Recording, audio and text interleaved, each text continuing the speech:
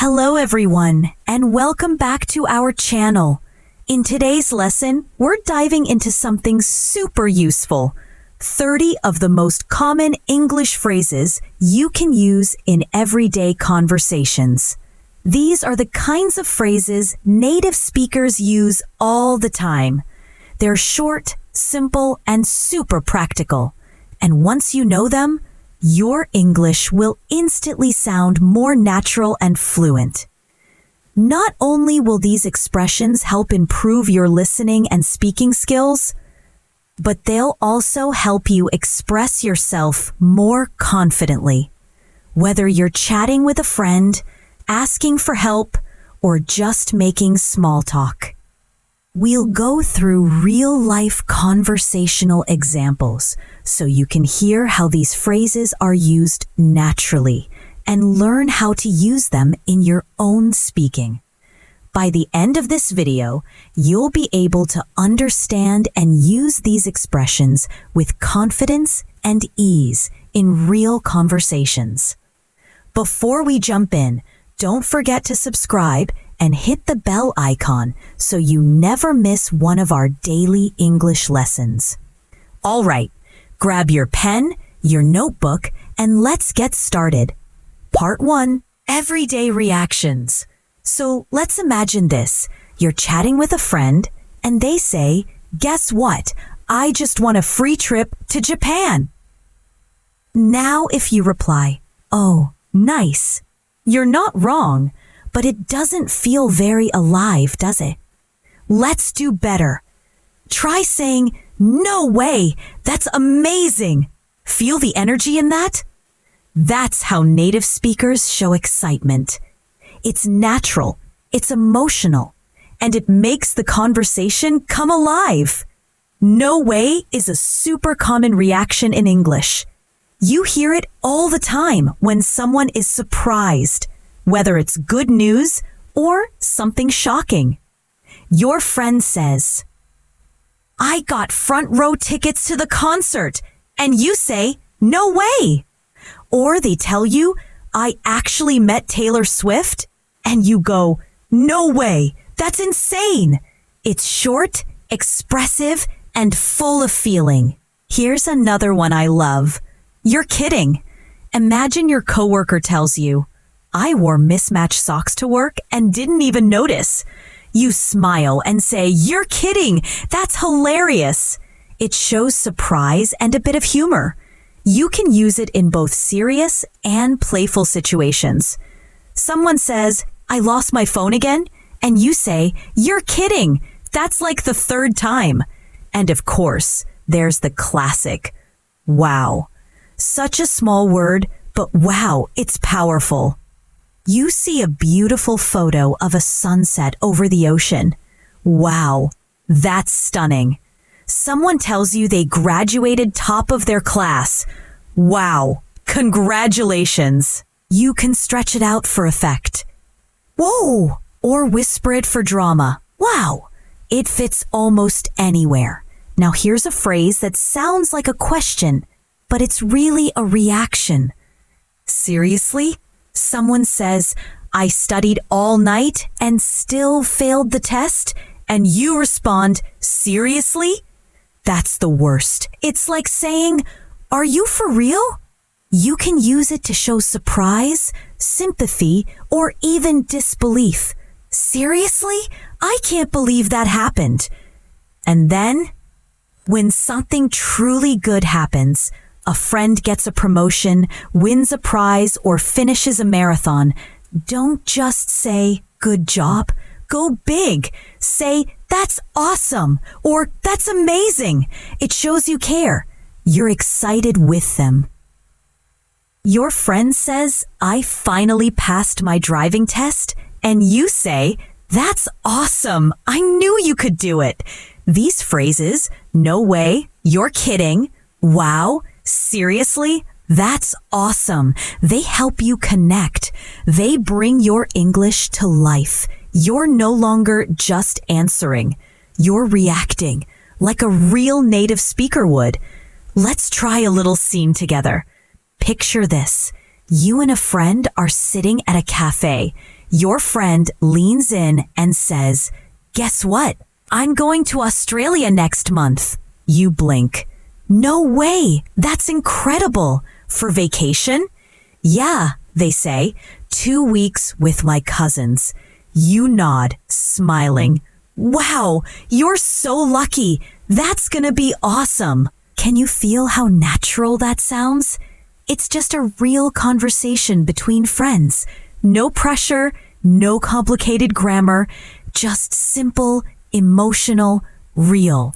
And hey, don't just listen to me. Try it with me now.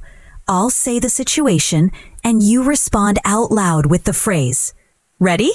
Your friend just got engaged. You smile wide and say, "No way! That's amazing!" Then you lean in, excited. "When did it happen? Tell me everything." They start showing you the ring and you say, "Wow, it's beautiful. I'm so happy for you two." Someone wore their shirt inside out all day. You burst out laughing. "You're kidding. That's hilarious." Then you shake your head playfully. "How did nobody tell you?" They laugh too and say, "I guess I need a fashion assistant." You say, "Don't worry. It happens to the best of us." You see the Grand Canyon for the first time. You step to the edge, look out and whisper, "Wow, this is breathtaking." For a moment, you just stand there in silence. Then you take a deep breath and say, "Photos don't do it justice." Your friend nods and you add, "I'm so glad we came." Someone failed the easiest test. You raise your eyebrows. "Seriously? That's rough." They nod, frustrated. "I thought I had it." You try to cheer them up. "It's okay. Everyone has off days." Then you smile and say, "Let's review together next time." Your friend tells you they won a contest. They say, "Guess what? I won." And you jump in, "That's awesome. I'm so happy for you." You give them a high five. "What did you win?" They explain the prize and you say, "You totally deserve it." Then with a big grin, "We've got to celebrate." Part 2. Agreeing and disagreeing naturally. I'm so glad you're here for part 2 of this lesson series. If you've ever felt awkward when trying to agree or disagree in English, this part is for you. You see, native speakers don't just say yes or no. They have dozens of ways to show agreement or disagreement, and they often do it with a lot of personality. Let's start with something easy. You're having coffee with a friend, and they say, "Learning English takes time." Now you could just nod, but why not say, "Exactly! It's a step-by-step process." Sounds so much more natural, right? Exactly is one of those words that instantly makes you sound fluent. Another great one is "That's so true." It's friendly, positive, and shows you're really listening. Imagine this. You're chatting after a long day, and your coworker says, "These short winter days make me so tired." You sip your tea and say, "That's so true. I've been falling asleep by 9 every night." Now, what about when someone shares a strong opinion and you really feel the same way? Say, "Totally," or "I couldn't agree more." These are full of energy. Let's say your roommate says, "Weekends just go by too fast." You lean back on the couch and reply, "Totally. I blink and it's Monday again." All right, but what happens when you don't actually agree? It's important to know how to disagree politely. Not too direct, not too cold. Let's practice that. Instead of saying, "You're wrong," try saying, "I see your point, but..." That small phrase softens your response and keeps the conversation friendly. For example, someone says, "I think everyone should wake up at 5 a.m." You can smile and say, I see your point, but I'm just not a morning person. I work better at night. Or how about this? That might be true, but you're not shutting the other person down, just offering another view. Imagine your friend says, fast food is the best kind of food.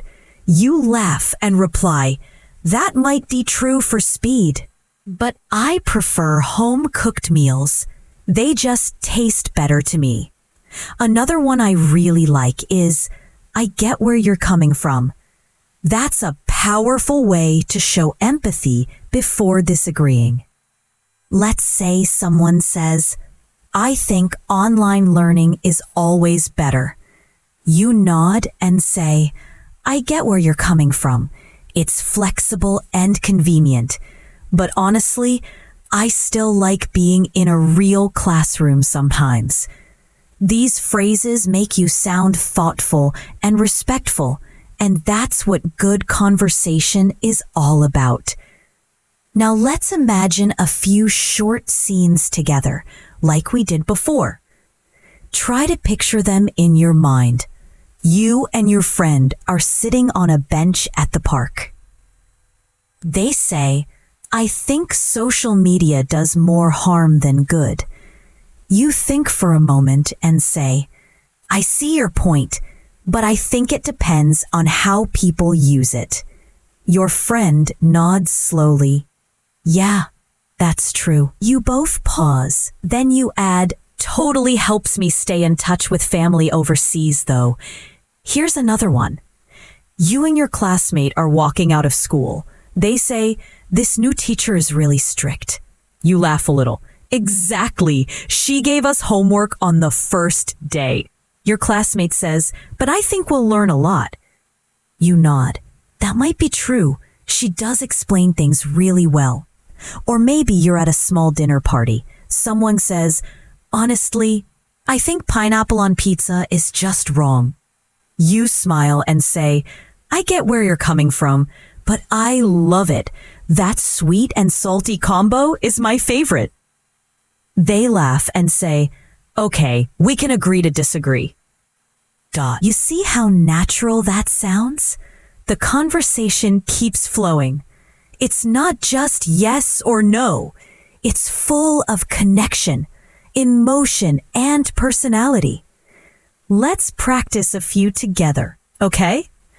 I'll give you the line, and you say your natural response out loud. Ready? Your friend says, learning English is hard. You nod slowly. Exactly. But it gets easier the more you practice. Your friend sighs. I guess I just feel stuck sometimes. You smile and say, we all do. That's why I watch videos. Repeat phrases. Talk to myself, anything to stay in the flow. They chuckle. Maybe I'll try that. Someone says, I think dogs are better than cats. You laugh a little. I see your point. Dogs are loyal and super friendly. Then you add, but I'm more of a cat person. I like their independence. They smile. Yeah, cats are chill. I just wish they listened more. You joke. They listen. They just pretend not to. They say, this movie is so boring. You shrug. That might be true. The story is kind of slow. Then you add, but I really like the music. It sets the mood perfectly. They nod. Yeah, the soundtrack's not bad. You say, sometimes the music saves the whole thing. See how much more engaging that is? It gives your audience a sense of timing, rhythm, and real-world language exchange without overwhelming them. Part 3. Offering help and making requests. Hey, welcome back. I'm really glad you're sticking with me. So far, we've talked about reacting naturally and expressing agreement or disagreement. Now, let's explore something that comes up in everyday conversations. Offering help and asking for it.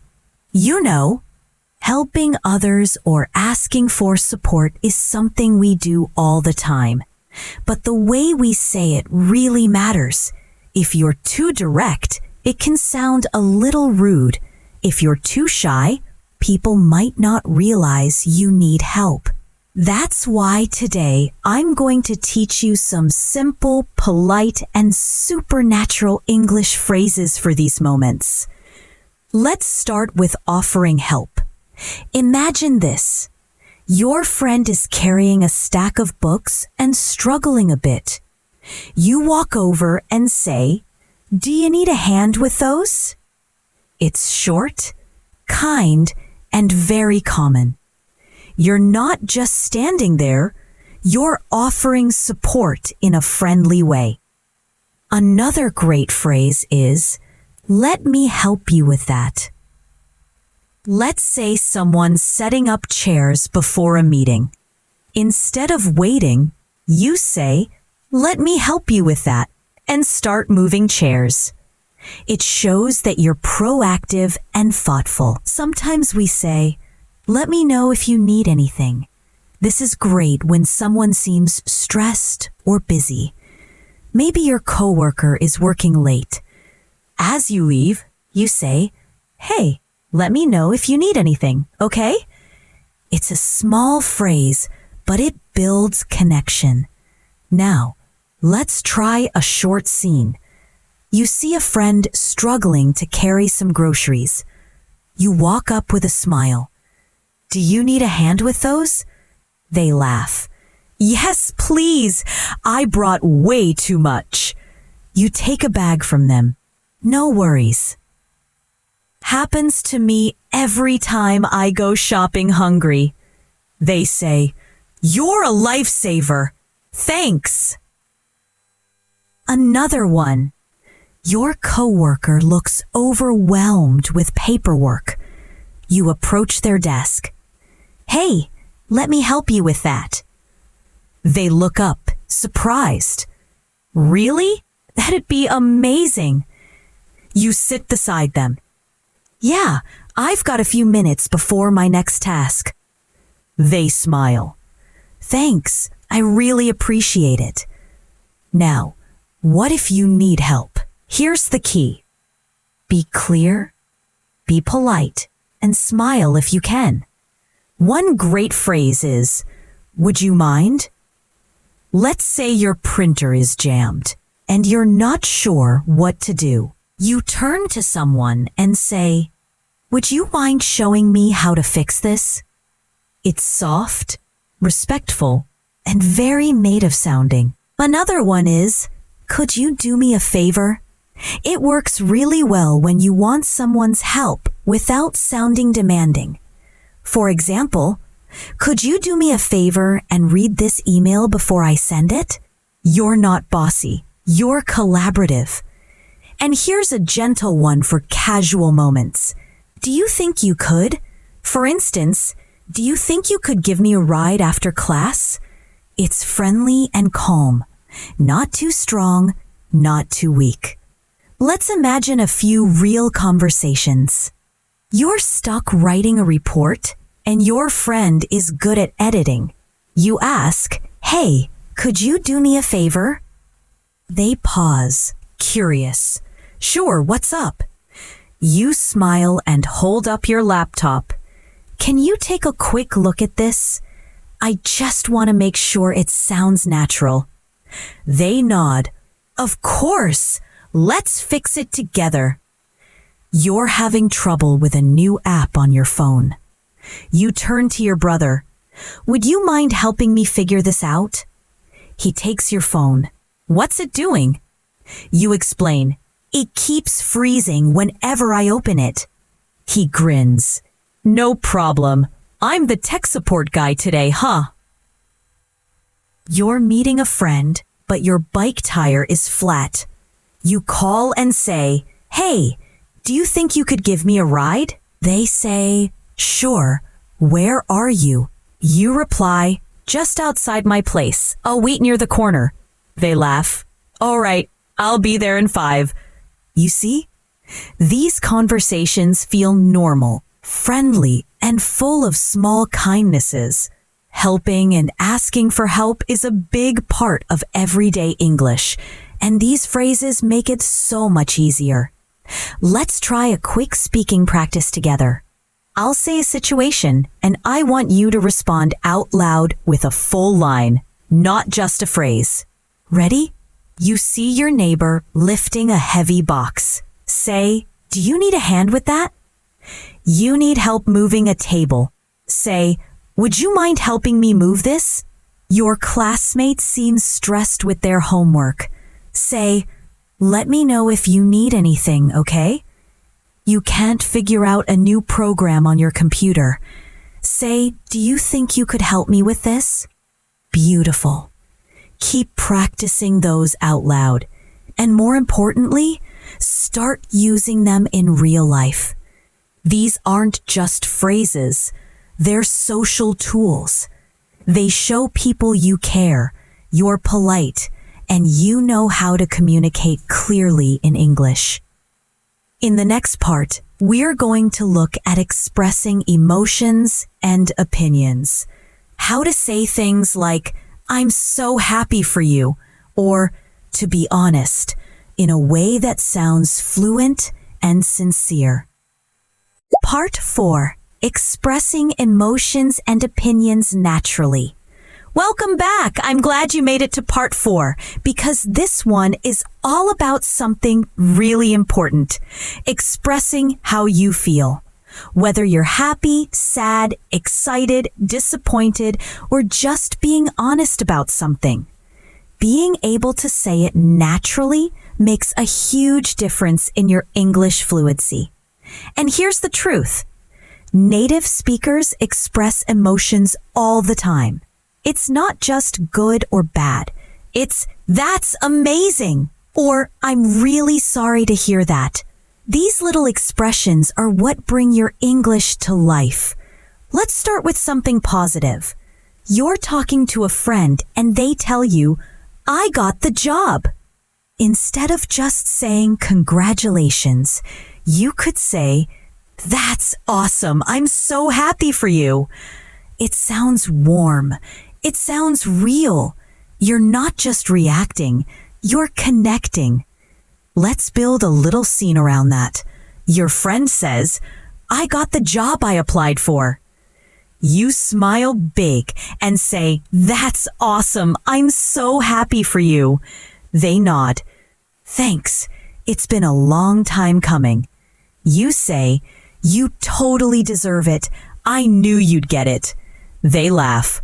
"Well, now I just hope I survive the first week." Another great one is, "I'm so glad to hear that." It's gentle and joyful. Imagine your cousin says, "The surgery went well."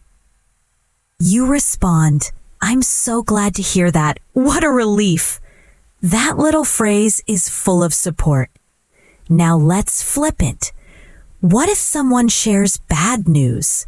You never want to say something too casual like, "Oh, okay." That sounds cold. Instead, use expressions like, "I'm really sorry to hear that," or "That's too bad." These small phrases show kindness. Let's say a friend says, "My dog is sick." That's sad. You look them in the eye and say, "I'm really sorry to hear that. I hope they get better soon." It makes a difference. Let's act it out. Your friend says, "My dog isn't doing well. He's been at the vet since yesterday." You say, "Oh no. I'm really sorry to hear that." They nod, "Yeah, it's been rough." You gently add, "I hope he recovers soon. Keep me posted, okay?" They smile, "Thanks, that means a lot." There's another helpful phrase when you're giving your honest opinion. You can say, "To be honest," or "honestly speaking." It sounds real. It softens what you're about to say, especially if it's not very positive. Let's say a friend cooked dinner and the food was, okay, not great. You don't want to be rude, but you want to be honest. You say, to be honest, it was okay, but I think it needed a bit more salt. You're being clear and still kind. Here's how that might go. Your friend says, "So, what did you think of the soup?" You take a breath and say, "To be honest, it was okay, but I think it needed a bit more salt." They nod slowly. "Yeah, I wasn't sure if I added enough." You smile. "The texture was perfect though. I loved the veggies." They say, "Thanks. Next time I'll try more seasoning." See how honest and supportive that sounds? These phrases help you share your thoughts with kindness. Another one I love is, "I know what you mean." It's perfect for showing empathy when someone tells you something difficult or frustrating. Let's say your friend says, "I've been so stressed with work lately." You say, "I know what you mean." "I've been feeling the same way." You're not trying to fix it. You're just connecting. Let's do one more dialogue. Your classmate says, "I can't focus when I study at home. It's always noisy." You nod and say, "I know what you mean. It's hard to concentrate with so many distractions." They say, "Exactly. I've started going to the library more often." You respond, "That's a smart move. I might try that too." These short, emotional phrases, "That's awesome. I'm sorry to hear that. To be honest, I know what you mean." They help you speak like a real person, not a textbook. They show that you care, that you're listening, and that you're part of the conversation, not just watching from the outside. Let's wrap up this part with some quick practice. I'll say the situation. You say a natural emotional response out loud. Your friend just got accepted to university. Say, "That's amazing. I'm so happy for you." Someone tells you their grandmother passed away. Say, "I'm really sorry to hear that." Your coworker says, "I've been working weekends for the past month." Say, "I know what you mean. That's exhausting." You're asked about a movie you didn't like. Say, "To be honest, it wasn't really my thing." Great job. You're not just learning phrases, you're learning how to feel in English, how to sound real, and how to connect with people in a meaningful way. In the next part, we'll take this even further by talking about how to make small talk, handle uncertainty, and express future plans. It's going to be packed with practical, everyday language that you'll use all the time. So stay tuned. And as always, keep practicing and keep speaking English. See you in Part 5. Part 5. Handling Uncertainty, Planning and Small Talk. I'm so glad you're here for Part 5 of our series. Today, we're talking about something super useful. What to say when you're not totally sure, when you're making future plans, and how to sound natural during small talk. Let's start with uncertainty. In real conversations, we don't always have the answer right away, and that's okay. But instead of just going, I don't know, you can use more natural, polite expressions like, "I'm not sure. Let me check and get back to you. Maybe. We'll see." These are phrases that sound relaxed, confident, and friendly, and they're perfect when you need a moment to think. Here's a simple scene. Your friend asks, "Are you free tomorrow?" You think for a second. I'm not sure. I might have something in the afternoon." They ask, "Can you let me know?" You say, "Yeah, definitely. Let me check and get back to you later tonight." They reply, "Cool, just text me when you know." See, you're not saying yes or no. but you're keeping the conversation friendly and open. Sometimes you're just not ready to decide yet. In that case, maybe or we'll see are perfect. Your classmate says, "Do you want to join the study group?" You reply, "Maybe. I've got a lot on my plate this week." They say, "No pressure, just let me know." You nod, "Thanks, I'll think about it and let you know by Friday." Now let's move into making plans. Native speakers have so many casual ways to talk about future activities. Here are a few that will help you sound more natural. I'm planning to. I'm thinking of. I might. I'm hoping to. Let's say someone asks what your goals are for the weekend. Instead of saying, "I want to clean," try this. "I'm planning to clean my room and finally organize my books." It sounds smooth and relaxed. Or imagine your friend asks, "Are you going to the gym this week?" You could say, "I'm thinking of going on Wednesday. Depends how work goes."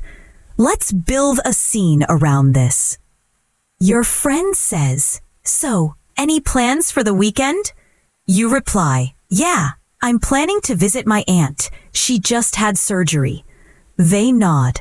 "Oh, that's kind of you." You add, "I'm also hoping to get some writing done if I have time." They smile.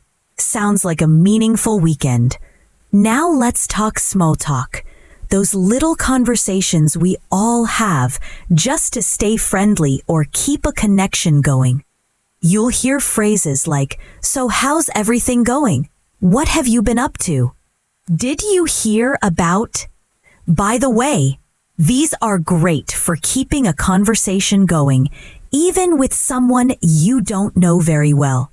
Let's try this one. You run into an old coworker at a coffee shop. You smile. "Hey, long time no see. How's everything going?" They say, "Not bad, just keeping busy. You?" You reply, "Same here. Work's been non-stop lately." Then you add, "By the way, did you ever finish that photography course?" They grin. "I did. I even started a little side business."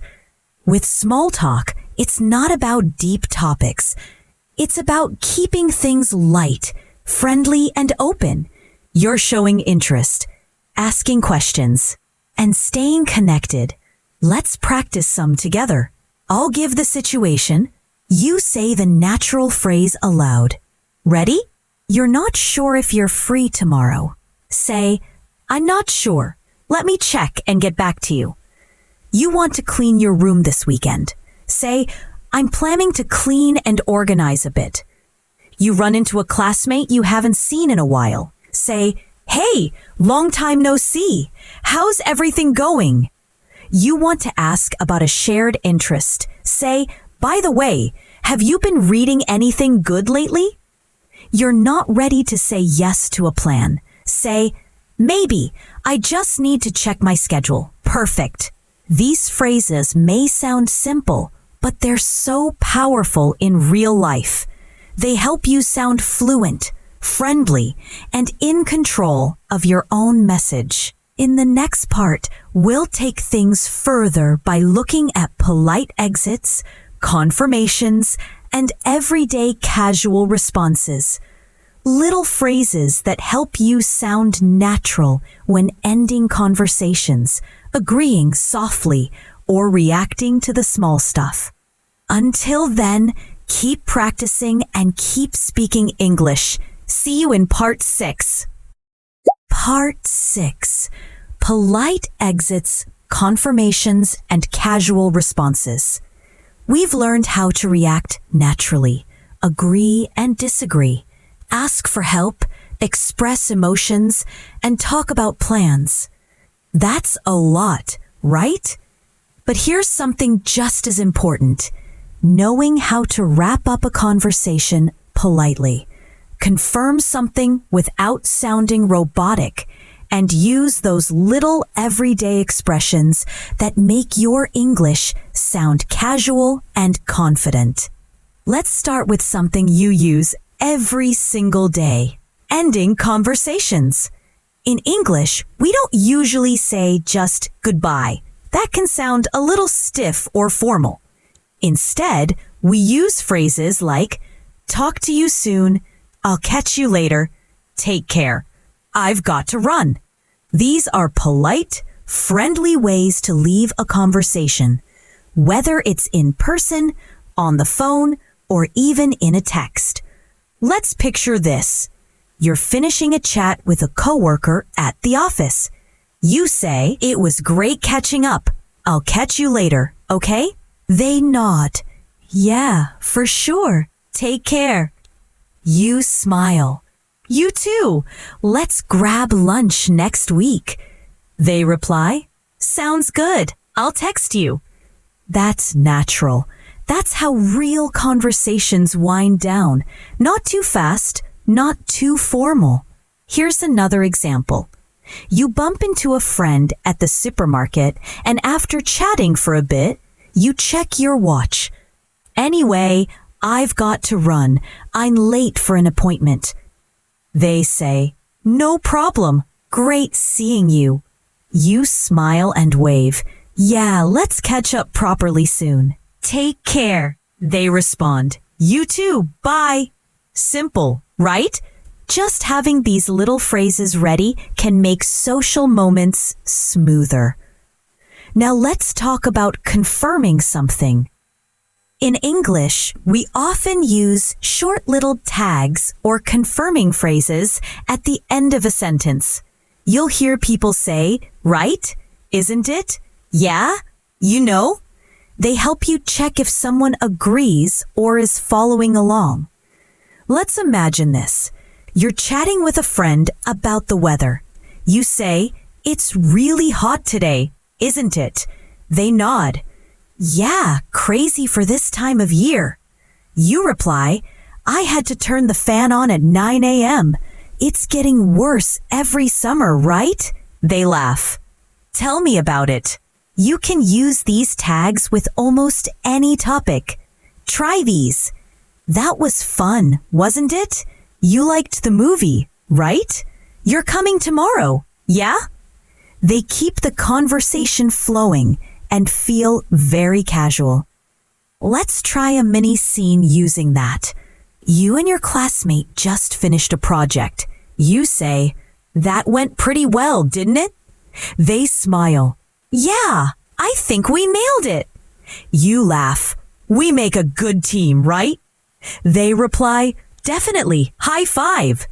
Now, let's talk about something small but super important. Filler phrases and casual responses. These are the little things we say all the time when we're thinking, hesitating, or reacting softly. Here are a few you'll hear constantly. Let me think. Well, you know, sort of, kind of, I guess. They may sound small, but they make your English feel real, like you're not just reading from a script. Let's say someone asks, what kind of music do you like? Instead of answering immediately, you pause and say, let me think. I guess I'm into chill acoustic stuff. You know, kind of relaxing music. See how natural that sounds? Let's build a little dialogue around that. You're talking with a new friend at a party. They ask, so, what do you like to do in your free time? You think, well, I guess I'm kind of a movie person. They smile. Oh yeah? What kind? You say, let me think. Probably comedies. Something light, you know? They nod. Same. I love a good laugh. These little words, I guess, let me think, sort of, you know, they don't carry big meaning, but they carry rhythm. They make you sound calm and fluent. Let's practice a few situations together. Say these responses out loud after me. You're leaving a conversation at a cafe. Say, it was great talking to you. I'll catch you later. You're checking if your friend liked the movie. Say, You enjoyed it, right? You're thinking before answering a question. Say, let me think. You kind of agree, but not completely. Say, sort of. I mean, yeah, kind of. Nice. Try repeating them again tomorrow in front of a mirror. Practice these little things. They really add up. All right, that brings us to the end of part 6. Next up is something I'm really excited about, shadowing practice. In the next section, we'll put everything together in 10 mini dialogues that you can listen to, repeat, and practice over and over to train your fluency. So get ready. Your speaking practice is about to level up in a big way. As always, keep practicing and keep speaking English. I'll see you in part 7. Part 7. Shadowing practice. 10 real-life dialogues to boost fluency. Hey, welcome back. You've learned a lot of powerful real-world English in this series so far. Now it's time to take it to the next level by speaking it. This is your shadowing practice section. I'll walk you through 10 short, natural dialogues. These are based on everything we've covered. Reactions, opinions, help, small talk, you name it. Here's how to shadow. Listen to the dialogue once. Then repeat each line with me. Match my rhythm, tone, and feeling. Do it again until it feels easy. That's fluency in action. Ready? Let's begin. Dialogue 1. Surprise at a cafe. A. You'll never believe this. I just got promoted. B. A. No way. That's amazing. A. I start the new role next week. B. Wow, I'm so happy for you. We've got to celebrate. Definitely. Coffee's on me today. Dialogue 2. Feeling stressed. A. I've been feeling so overwhelmed lately. Yeah, I know what you mean. Same here. Too much work, not enough time. Exactly. We all need a break sometimes. Let's plan a chill weekend soon. Dialogue 3. Offering help. Ugh, this box is way heavier than I thought. B. Do you need a hand with that? Yes, please. My arms are about to fall off. No problem. Let's lift it together. Thanks. You're a lifesaver. Dialogue 4. Asking for help. Hey, could you do me a favor? B. Sure, what's up? A. Can you check the grammar on this report? B. Of course. Let's go over it now. A. Awesome. Thank you so much. Dialogue 5. Polite disagreement. A. Pineapple on pizza is the best. B. I see your point, but just can't do sweet and salty together. A. Come on, it's delicious. B. Maybe I'll give it another try. Someday. A. I'll convert you eventually. Dialogue 6. Making plans. A. What are you up to this weekend? B. I'm thinking of going hiking. Need some nature. A. Nice. I was planning to do laundry, but this sounds better. B. Join me. I'll bring snacks. You've convinced me. I'm in. Dialogue 7. Small talk and check-ins. A. Long time no see. How's everything going? B. Not bad. Just staying busy. You? A. Same here. Life's been a bit crazy. B. Tell me about it. Want to grab lunch sometime? A. Absolutely. Let's set it up. Dialogue 8. Honest opinion. So, did you like the movie? To be honest, it wasn't really my thing. Yeah? Too slow? B. Sort of. The acting was great, but the story dragged. Fair enough. Not every movie hits. Dialogue 9. Ending a conversation. All right. I should get going. B. Yeah, me too. It was great talking. Let's catch up again soon. Sounds good. I'll text you. Cool. Take care. Dialogue 10. Confirming details. You're still joining the meeting at 3? Right? B. Yeah, I'll be there. Just finishing something up. Cool. It's in room 204, isn't it? B. Exactly. See you there. Awesome. Don't be late. Nice job. Each of these dialogues is designed to sound just like a real-life conversation. Short, casual, and full of natural English. Now that you've heard all 10, it's time to turn listening into speaking. This is where the real fluency building happens. Practice tips. Listen to each dialogue 2 or 3 times. Repeat out loud. Match my energy, speed, and tone. Try acting out both sides by yourself. Memorize 1 or 2 scenes and use them with friends. You're not just learning English, you're living it. The more you shadow, the more fluent you'll become. Your mouth will move faster.